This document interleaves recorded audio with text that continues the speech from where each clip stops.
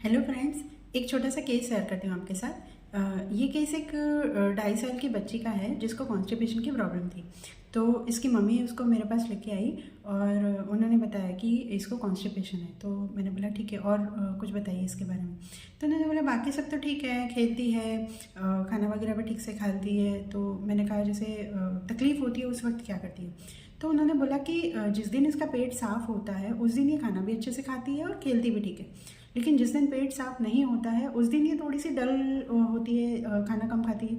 और जैसे अगर थर्ड डे हो गया, जैसे आज स्टूल पास हुआ, फिर कल नहीं हुआ, फिर उसके बाद परसों भी नहीं हुआ, तो उस दिन वो बहुत डल हो जाती है, फिर अकेले रूम में पड़ी रहती है, ज़्यादा खेलती नहीं है। और फिर हमें पता चल जाता है कि ये डिस्कम्फर्ट में है। फिर हम इसको कभी कभी सपोजिटरी लगानी पड़ती है। तो ये केस था। तो बस मुझे कुछ ज़्यादा पिकुलर मिला नहीं था, तो मैंने मेडिसिन दी, उससे काम नहीं हुआ। तो जब वो फर्स्ट फॉलोअप में आए तो क्या हुआ था ना कि बच्ची की मम्मी जॉब करती थी, तो उस दिन उसकी नानी उसको लेके आई। तो नानी जैसे उसके साथ बता रही थी कि ये प्रॉब्लम है, मैं बात कर रही थी। तो मैंने उनसे पूछा कि बताओ कैसे क्या है और कुछ बताओ बच्ची के बारे में। तो उन्होंने बोला सब ठीक है। और बच्ची है ना बहुत प्यारी सी थी, खेल रही थी। मेरे पास नहीं आई थी, जैसे सेकंड टाइम भी आई तो मैंने उसको बुलाया, लेकिन वो पास में आई नहीं। लेकिन नानी के साथ अच्छे से खेल रही थी, इधर उधर घूम रही थी, कुछ कुछ बोल रही थी, ऐसे खेल रही थी। सो हम लोग ऐसे ही डिस्कस कर रहे थे कि बताओ उसके बारे में। तो इतने में क्या हुआ ना, बच्ची जैसे कंसल्टिंग रूम से बाहर निकल गई और जो वेटिंग एरिया था वहाँ पे चली गई। तो उसकी नानी ने देखा कि ये बाहर है, तो उसकी नानी फिर उसको लेने गई। तो वो बोली नानी आप मत आओ, नानी आप मत आओ, मेरे पास मत आओ, ऐसा बोली। तो उसकी नानी ने बोला कि मैम हम लोग जाते हैं, मुझे लगता है इसको प्रेशर आया है। और ये ऐसे ही करती है कि जब भी इसको स्टूल पास करना होता है ये चुपचाप से कहीं अलग अकेले में जाके खड़ी हो जाती है। और अगर उस वक्त हम उसके पास जाते हैं ना तो ये मतलब हमें मना करती है। अगर हमने उसको अकेला छोड़ दिया तो वो स्टूल पास कर लेती है। तो that is very peculiar thing. और बाय लक मुझे वो क्लिनिक में ही ऑब्जर्वेशन मिला, तो वहीं पे मैंने मेडिसिन पकड़ ली और मैंने उनको बोला कि आप ये मेडिसिन लेके जाओ और मुझे बताना। तो मैंने उनको 30 पोटेंसी में एक डोज दिया था कि 3 दिन तक देना और उसके बाद मुझे बताना। तो जब फर्स्ट वीक में आए तो उनको लगा कि नहीं इस बार ठीक रहा, मतलब एवरी अल्टरनेट डे उसको स्टूल पास हो रहा था और थोड़ा सा खाना पीना भी उसका इम्प्रूव हो गया था। तो उसके बाद फिर मैंने एक आधो बार 200 रिपीट किया था और पेशेंट की जो कॉन्स्टिपेशन की प्रॉब्लम थी वो ठीक हो गई। तो ये एक छोटा सा केस था, ठीक है। और इस केस में बहुत पिक्यूलियर चीज़ जो रूब्रिक इस केस में जिससे मैंने प्रिस्क्राइब किया था वो मैं आपको बताती हूँ पहले। The rubric is company aversion to intolerable to her stool during, ठीक है। तो मैंने इसको एम्ब्राग्रेसिया मेडिसिन दी थी, एम्ब्राग्रेसिया 30 पोटेंसी में दिया था, ठीक है।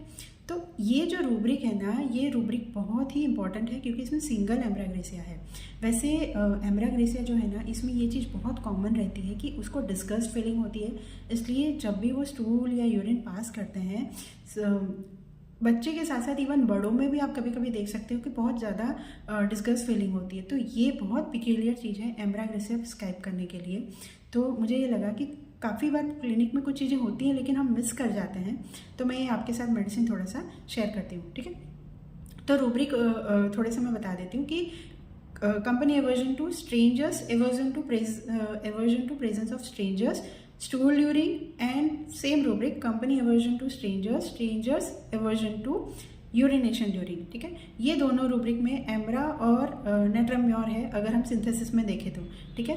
लेकिन दोनों का प्रेजेंटेशन वी नो कि एम्ब्राग्रेसिया वो एनिमल किंगडम की मेडिसिन है, बहुत शाय टिमिड टाइप की है। और नेट्रम्योर हमें पता है कि बहुत ही अलग पर्सनालिटी है, ठीक है, मिनरल किंगडम की है। तो दोनों को डिफ्रेंशिएट करना बहुत ईजी हो जाता है हमारे लिए, ठीक है। एम्ब्रा में जो है ना, ये डिस्गस्ट वाली फीलिंग बहुत कोर रहती है, इसलिए डिस्गस्ट में है। Disgust odour of his own, खुद के जो डिस्चार्ज होते हैं, खुद की जो ओडर होती है उससे उसको बहुत डिस्गस्ट रहता है। ऐसे पेशेंट ऐसे मुंह बना के गंदा लगता है, मुझे बहुत घिन आती है, मुझे बहुत गंदा लगता है, ऐसे ऐसे एक्सप्रेशंस देते हैं पेशेंट। और disgust odour of his own body, ठीक है, और ओन स्टूल, ठीक है, खुद के स्टूल के, खुद के यूरिन के स्मेल से इनको बहुत डिस्गस्ट लगता है।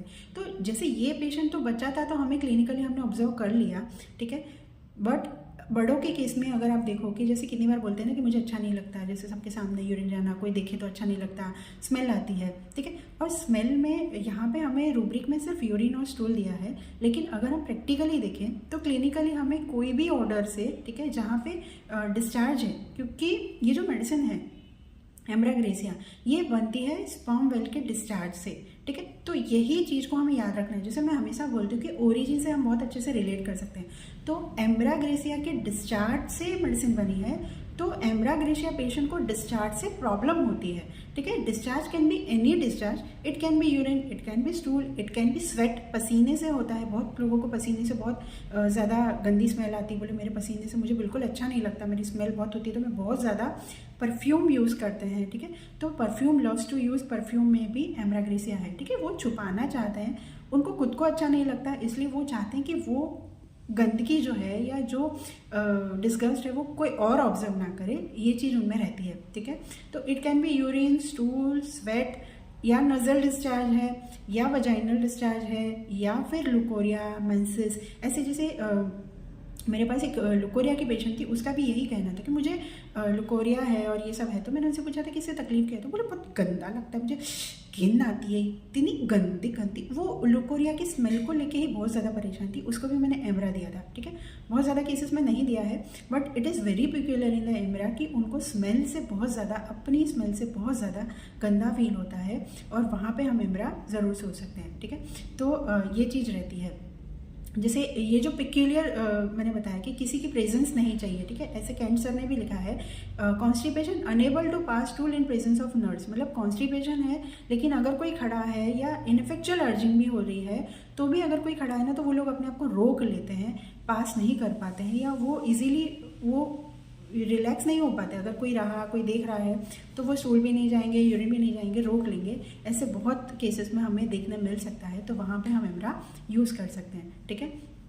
और दूसरा जो है कि एक तो हो गया डिस्गस्ट, जहाँ से हम उसके डिस्चार्ज से डिस्कस है वहाँ से हम पकड़ेंगे, और दूसरा इनकी जो पर्सनालिटी रहती है ना, जनरली ये लोग बहुत शाय और टिमिड टाइप के रहते हैं, ठीक है। रिजर्व पर्सनालिटी रहेगी, इसलिए हमारे पास रूब्रिक है timidity, bashful, awkward drops things. मतलब जैसे कुछ लोग होते हैं ना, हम बात करते हैं तो इजीली अच्छे से बात नहीं कर रहे हैं, आंसर नहीं कर रहे हैं, ठीक है, या अजीब ऑकवर्ड बिहेवियर होता है। इवन नेट्राम्योर में भी ऑकवर्ड बिहेवियर है, बट वहाँ पे टिमिडिटी आपको नहीं मिलेगी, ठीक है। तो ये लोग ऑकवर्ड होते हैं और अपने आप को जैसे कहीं रोक रहे हैं ना, बहुत अंदर रहते हैं ये लोग, बहुत खुल के बात नहीं करते हैं। बात करने में भी आपको लगेगा कि ये थोड़ा झिझक रहे हैं, ठीक है। कम्युनिकेशन इनएबिलिटी फॉर्म में है ये लोग। Look that can not bear to be aggravation. तो जैसे नेट्राम्योर करता है ना, आंखें नहीं मिलाता, ऐसे एम्ब्रा भी कर सकता है, लेकिन दोनों बहुत अलग हैं, ठीक है। हम आगे उसको और डिस्कस कर सकते हैं।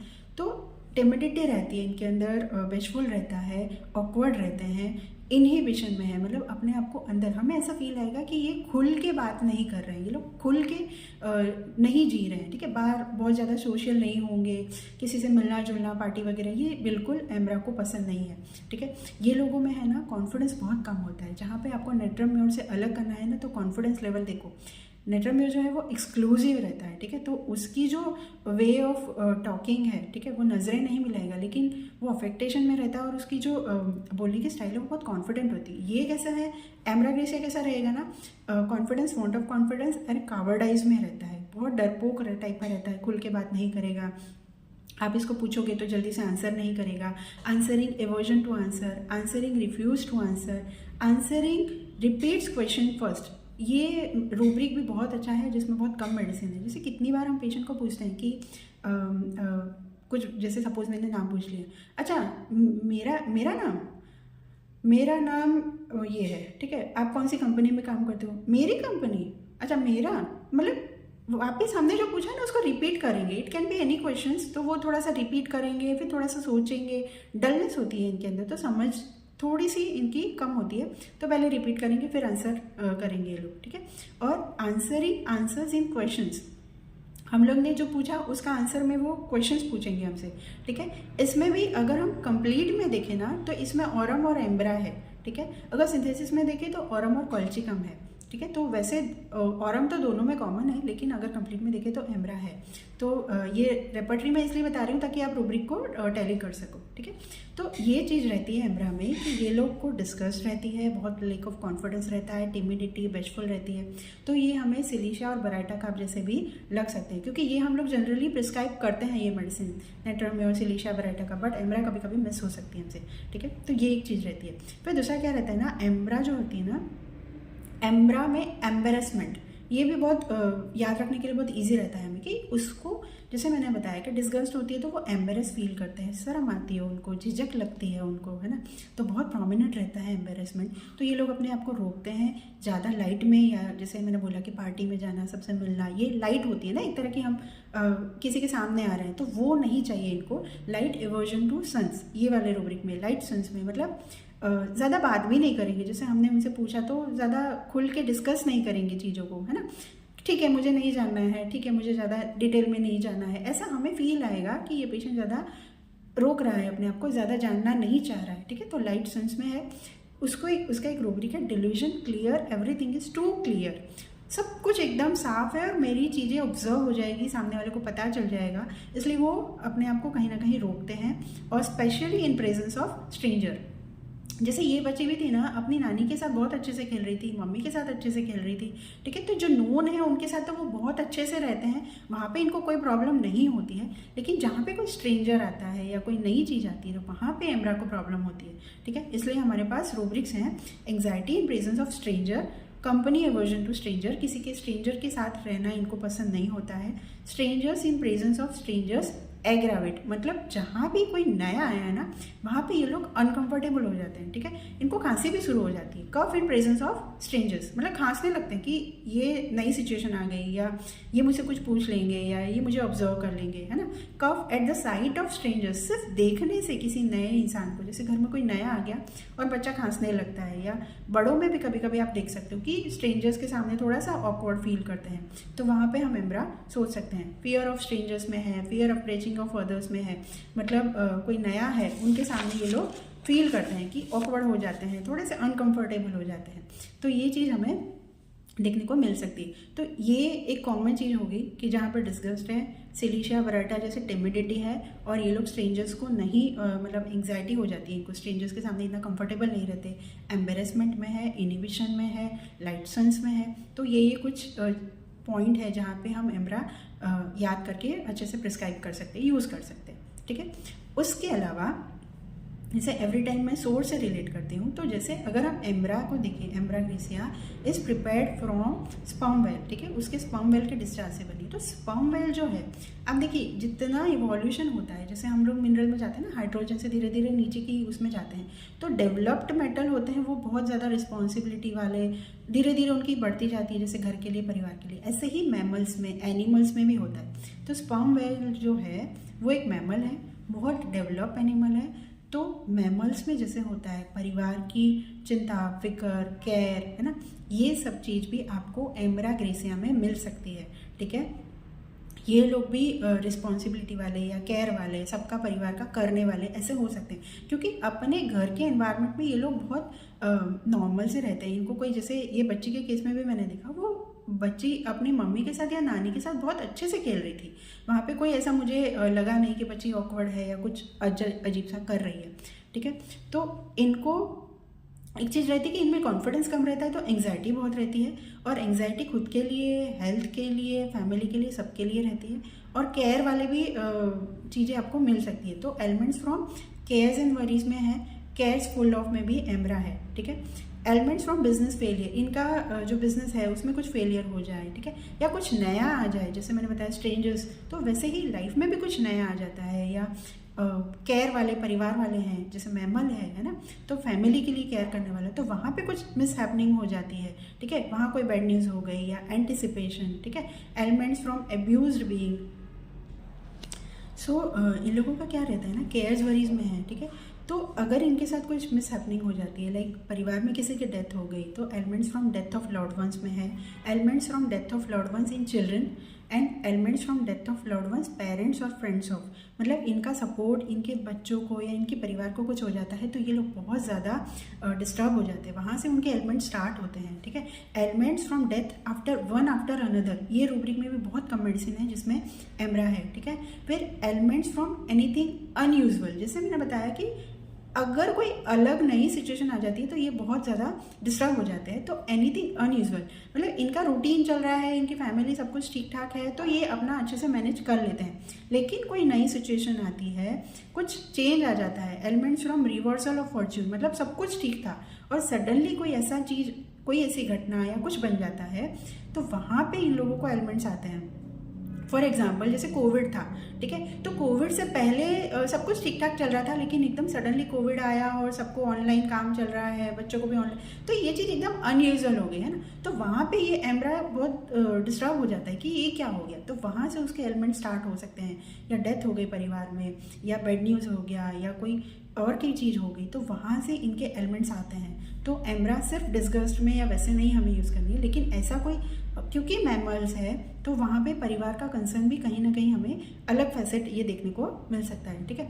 और अगर ऐसा कोई चीज़ हो गई, मिस हैपनिंग घर में हो गई, कोई डेथ हो गई या कुछ हो गया ना, तो ये लोग बहुत ज़्यादा सैड हो जाते हैं, डल हो जाते हैं, एकदम दुखी हो जाते हैं। तो एलिमेंट्स फ्रॉम ग्रीफ में है, ठीक है, साइलेंट ग्रीफ में है, बहुत अंदर अंदर अंदर अंदर दुखी होते रहते हैं। सैडनेस के बहुत सारे रूब्रिक एमरा में है, जिसे सोचते रहते हैं उन बातों को लेके, तो dwells on past disagreeable occurrence में है, ठीक है। सैडनेस ट्रिफल्स अबाउट, इसमें भी बहुत कम मेडिसिन है कि छोटी छोटी चीज़ों में ये लोग सैडनेस में चले जाते हैं, ठीक है। अंदर से सैडनेस मतलब आप अंदर से दुखी हो, ठीक है, तो सैडनेस हो जाती है इनके अंदर। सैडनेस कंसोल्ड कांट बी, तो मतलब इनको आप कंसोल भी नहीं कर सकते कि ठीक है ठीक हो जाएगा, ये बहुत ज़्यादा सैड हो जाते हैं, उस दुख को अपने अंदर ले लेते हैं, ठीक है। सैडनेस म्यूजिक एग्रावेशन लाइवली, मतलब जब ये सैड होते हैं तो इनको कोई कंसोल करे या अच्छा म्यूजिक बजा के इनको मतलब उससे बाहर निकालना चाहे तो ये उसको भी, उससे भी इनको ठीक नहीं लगता है, ठीक है। सेंटिमेंटल है ना, एंटी इम्प्रूव जैसा हमें लगेगा कि बहुत दुखी और ऐसे हो जाते हैं ये लोग, ठीक है। Sitting desires wrapped in sad thoughts as if notice nothing, मतलब एक कोने में बैठे रहेंगे अपने ही ख्यालों में, दुखी होकर बैठे हैं, कुछ नोट ही नहीं कर रहे, इस तरह के ये लोग हो जाते हैं। और एक पिक्यूलियर चीज़ ये रहती है कि जैसे इग्नेशिया, नेट्रम्यूर, ये सभी सैडनेस में है, लेकिन जब ये लोग सैड होते हैं ना तो अपने ही एक उसमें रहते हैं। लेकिन एमरा में क्या होता है ना, जब ये लोग दुखी होते हैं, एमरा ग्रेसिया के पेशेंट्स, तो इनको किसी और का हंसना भी नहीं अच्छा लगता है, तब वो गुस्से हो जाते हैं या रिएक्शन देते हैं कि क्यों कोई हंस रहा है, इनको किसी और की हंसी भी खुशी भी अच्छी नहीं लगती। जैसे हमारे पास रूब्रिक है sadness happy on seeing others, ठीक है, किसी और को देख के भी इन लोगों को अच्छा नहीं लगता है। फेस एवर्जन टू लाफिंग, कोई हंस रहा है उसे इनको एवर्जन है, ठीक है। हैप्पीनेस ऑफ अदर्स एग्रावेशन, मतलब मैं दुखी हो रही है, हंस रहे हैं, खुश हो रहे हैं, ये चीज़ उनको अच्छी नहीं लगती है। Laughing aversion to others of, मतलब कोई और हंसे, इससे भी इनको एवर्जन होता है। इनको अंदर दुखी होते हैं लेकिन सामने आसपास का एटमॉस्फेयर अगर इनको कुछ करना चाहे तो वो कंसोल भी नहीं होते, और वो लोग हंसते हैं तो इनको और ज़्यादा इरिटेशन होती है, गुस्सा आता है, इस तरह से होता है, ठीक है। बहुत ज़्यादा दुखी रहने लगते हैं, फिर डिसकंटेंटेड में चले जाते हैं, डिस्पेयर ऑफ रिकवरी में चले जाते हैं, डिस्करेज हो जाते हैं, डेड डिज़ायर्स में चले जाते हैं। तो इस तरह से प्रेजेंटेशन आपको मिल सकता है इन एम्ब्रा ग्रेसिया, ठीक है। क्योंकि जनरली हम लोग क्या करते हैं ना, दुखी वाला है तो इग्नेशिया, नेट्रम्यूर जैसे सेंटिमेंटल मेडिसिन ढूंढते हैं, बट हमारे पास रेपर्टरी में रूब्रिक के साथ बहुत सारी मेडिसिन है, तो हमें थोड़ा थोड़ा नई नई मेडिसिन को देखना चाहिए, तो और हम अच्छे से पेशेंट को हेल्प कर सकेंगे, ठीक है। तो मुझे लगा कि ये आपको थोड़ा सा हेल्प करेगा, इसलिए मैंने आपको शेयर किया। सो आई होप आपको पसंद आएगा, पसंद आए तो प्लीज़ लाइक ज़रूर करिए और आगे शेयर ज़रूर करिए। Thank you so much.